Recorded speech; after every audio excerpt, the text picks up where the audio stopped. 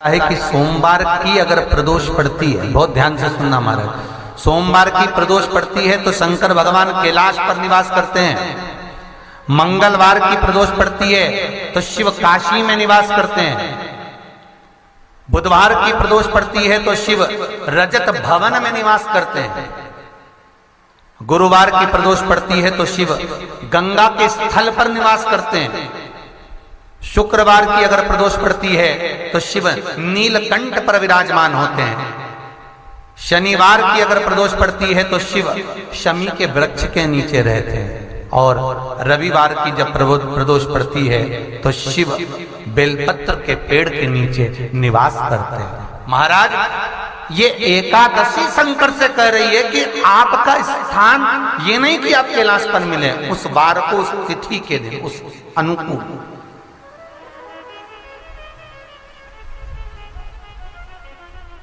हमारे यहां कहते हैं सोमवार की जो प्रदोष पड़ती है वो इच्छा पूर्ति करती है। मंगलवार की प्रदोष रोग से मुक्ति देती है। बुधवार की प्रदोष कामना की पूर्ति करती है। गुरुवार की प्रदोष शत्रुओं का नाश करती है। शुक्रवार की प्रदोष सुख और शांति देती है। शनिवार की प्रदोष संतान का सुख देती है। और रविवार की प्रदोष जो काम दुनिया में कोई नहीं कर सकता वो अचूक फल की प्राप्ति रविवार की प्रदोष करा देती है। महाराज ऐसी प्रदोषों का नियम वर्णन किया चाहिए। भगवान कहते ठीक है तू थोड़ी देर खड़ी हो। एकादशी सम्मुख खड़ी हुई। पार्वती जी ने जिस अंगुष्ठ का जल पीने के लिए लिया था हाथ में, बस पीने ही वाली थी, शंकर भगवान ने वही हाथ में जल लेकर एकादशी के हाथ में उसको देकर कहा, ले ये मेरे द्वारा निर्मित एक व्रत है जिसे त्रयोदशी के दिन तूने मांगा है, मैं तुझे देता हूं। आज इस व्रत का फल मैं तुझे प्रदान करता हूं। अब तू जिस जीवात्मा को लेकर जाएगी उसका पाप प्रबल नहीं होगा।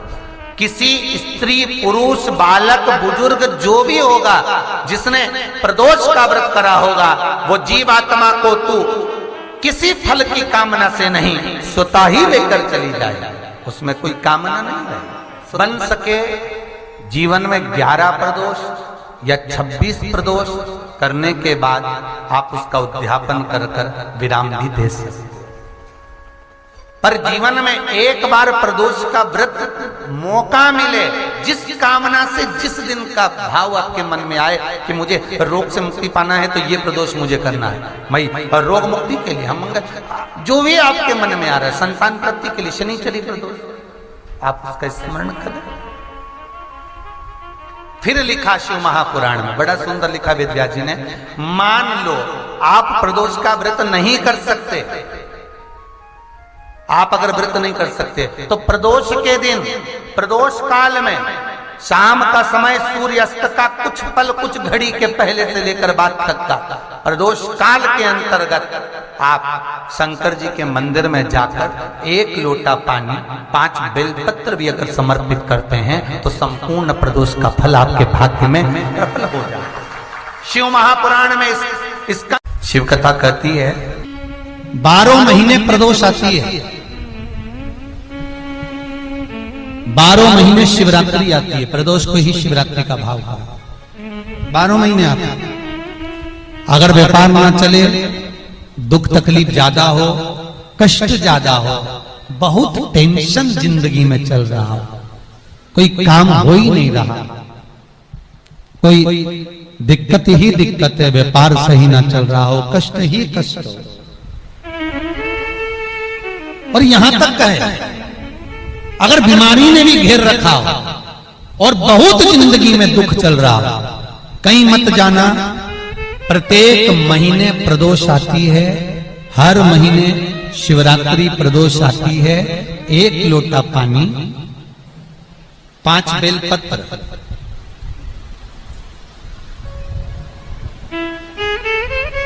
5 बेलपत्र,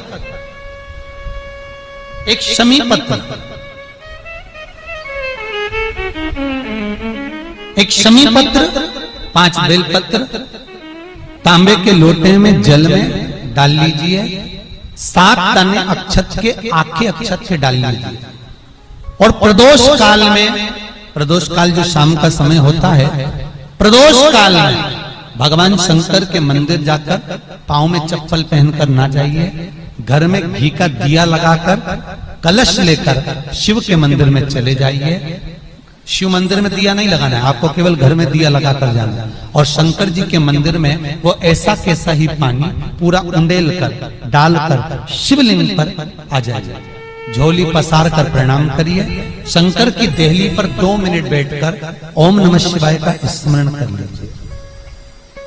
ओम नमः शिवाय भी आपको बोलना बताया था कि सौभाग्यवती नारी स्त्री नमः शिवाय ओम बोले और पुरुष ओम नमः शिवाय।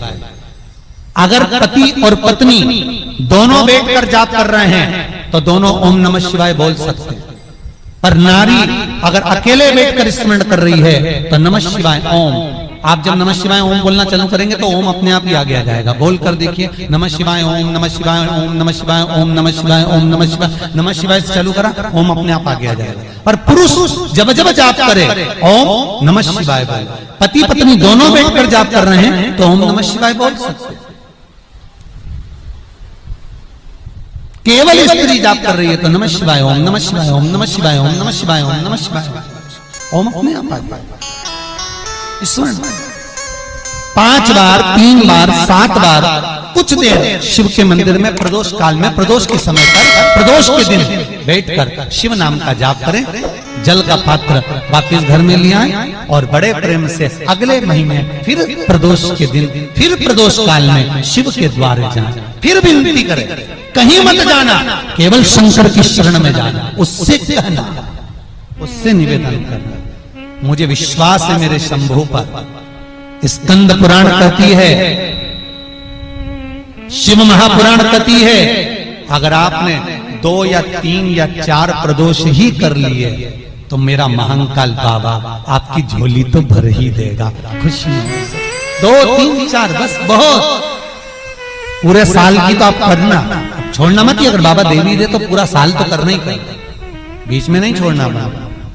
कई बार स्त्रियां सोचती हैं कि बीच में रजस्वला धर्म जाता है तो हम नहीं जा सकते, तो घर का कोई व्यक्ति जाए, पर करना सब पूरे महीने की, मतलब हर महीने में एक बार कैलेंडर में जाके निशान लगा लो, लिखा हुआ रहता है प्रदोष, निशान लगा लो कि इस दिन मुझे जाना है शिव मंदिर, नमन करना, अपनी दिल की बात बाबा भोलेनाथ से कहना, अपने मन का बात मुझे शिव से कहना, बस विचार कर लिया। और मैं निवेदन करूंगा, जितने लोग जल चढ़ाएंगे और दिल से अगर आपने मांगा है तो बाबा आपको इतना धन तो जरूर देगा कि एक बार शिव महापुराण आप भी कराएंगे, ये पक्का। बाबा इतना तो देगा, ये विश्वास से कहता। हाँ, आपका मन है करना हो तो करो, नहीं तो यहाँ तो हमारे यहाँ तो शिव महापुराण की कथा कहती है, तुम्हारा भाव पड़े वैसा करो। पर प्रदोष का जो नियम बताया है, शंकर का अनुमोदन जो बताया है वो कर सकते। शिव का स्मरण, शंकर का, बाबा इतना तो जरूर देगा कि एक बार आप भी हिम्मत कर सकोगे कि मुझे शिव पुराण कराना है, और शिव कराएंगे और शंकर ही सुनाए, वो देगा। नमस्कार दोस्तों, श्री शिवाय नमस्तुभ्यं, हर हर महादेव। पूज्य ऊर्जा पंडित प्रदीप मिश्रा जी ने प्रदोष व्रत के कुछ नियम बताए हैं। उन्होंने कहा है कि हर व्यक्ति को अपने जीवन में प्रदोष व्रत को ज़रूर अपनाना चाहिए। 11 या 26 प्रदोष हमें अपने जीवन में जरूर करने चाहिए।